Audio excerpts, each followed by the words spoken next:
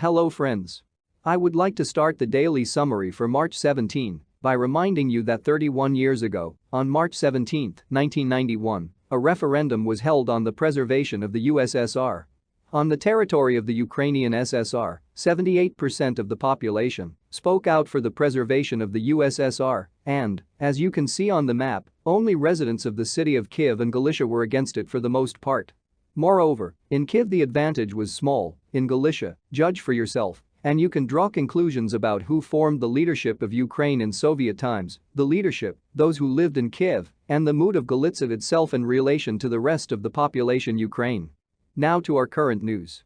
The United States has created an international group of experts to search for and seize the assets of Russian oligarchs abroad. On behalf of the people, I would like to say thank you. Well, at least our Western partners, no longer partners, can do something useful.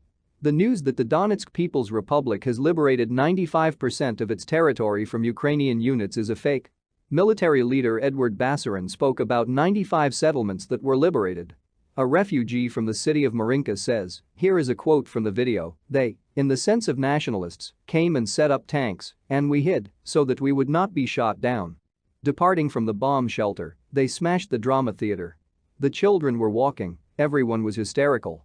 Seeing your Russian military, which the military gave them sweets, they cried, because they were used to how the Ukrainian soldiers treated them. For example, you go into a store, you stand in line, and the Ukrainian military will come and drunk, they will push everyone away, and we have to say to them glory to Ukraine, glory to the heroes. That's how we've been all this time. I draw your attention to the words your Russian military and our Ukrainian. This is the psychology that has been hammered into people of various views over 30 years, and especially over the past 8 years. And these are the people, the population of Ukraine, with whom it will be necessary to work for weeks, months and years. It is to work, and not to tell, that these are not our people, as people on the internet like to do. For other news. The European Court of Human Rights ceases its work on the consideration of claims against Russia in connection with Russia's withdrawal from this organization. Accordingly, the lawsuit of Ukraine and Russia regarding the annexation of Crimea will not be considered either. Greetings to you from Crimea. I thought that Crimea is Ukraine.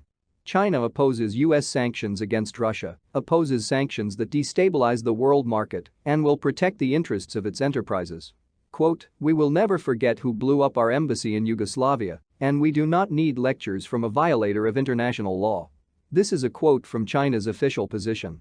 The Polish authorities are not sure that Russia and Germany will not resume construction and work on the Nord Stream 2 gas pipeline, Piotr Naimski, the representative of the Polish government for energy security, said on the RFM radio station. I understand that the Poles are also beginning to understand something. Serhiy Gaidai, the chairman of the Luhansk Regional State Administration, this is the Kyiv regime, reported on serious fighting in such settlements as Rubin, Popasna, and Severodonetsk. According to the French foreign minister, Russia is imitating negotiations, solving its problem in Ukraine along the way. This gentleman is also beginning to finally understand the situation. I heard a statement that Russia expects the fulfillment of all previously announced conditions, including the denazification of Ukraine. And the denazification of Ukraine is impossible as long as the current regime is in power, which relies on such structures as the Azov Special Forces Regiment, whose neo-Nazi essence was confirmed by the US Congress in the summer of 2014. And we know much more numerous other units, regiments, battalions and brigades. We know Poroshenko's Banderomobiles. We heard statements live on the Ukraine 24 channel about the need to kill Russian children and the host's willingness to do this, as well as insincere apologies. We also heard. We've all heard it, and we don't hear what we want to hear. We hear everything, unlike our Western ones. Now there are no partners. Yes, on the same subject. The surviving prisoners of the illegal prison of the Legal Aider Battalion began to testify, and we will again hear the phrase from abroad, we didn't know. In fact, you knew everything, everything just suited you. On the evening of March 16, high-precision missiles delivered an airstrike on an ammunition storage arsenal in the city of Sarny, Rivne region. A lot of weapons have been destroyed, including U-points, those same tactical missiles, one of which only recently destroyed more than 20 civilians in Donetsk.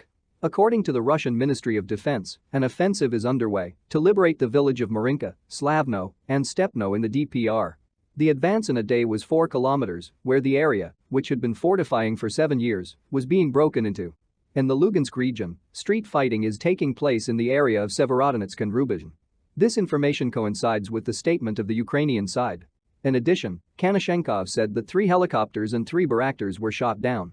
Very modest figures, incomparably less than the General Staff of the Armed Forces of Ukraine declares, which stated that 6 aircraft, 3 helicopters and 1 drone of Russian troops were killed in a day. In Belarus, a couch warrior was detained who called the families of military personnel, including Russia, and stated where they could go and pick up the corpses of their relatives. From the photo from the detention, you can see what kind of type it is, but also the symbols in the American flag. That's all for now. All the best, and see you soon.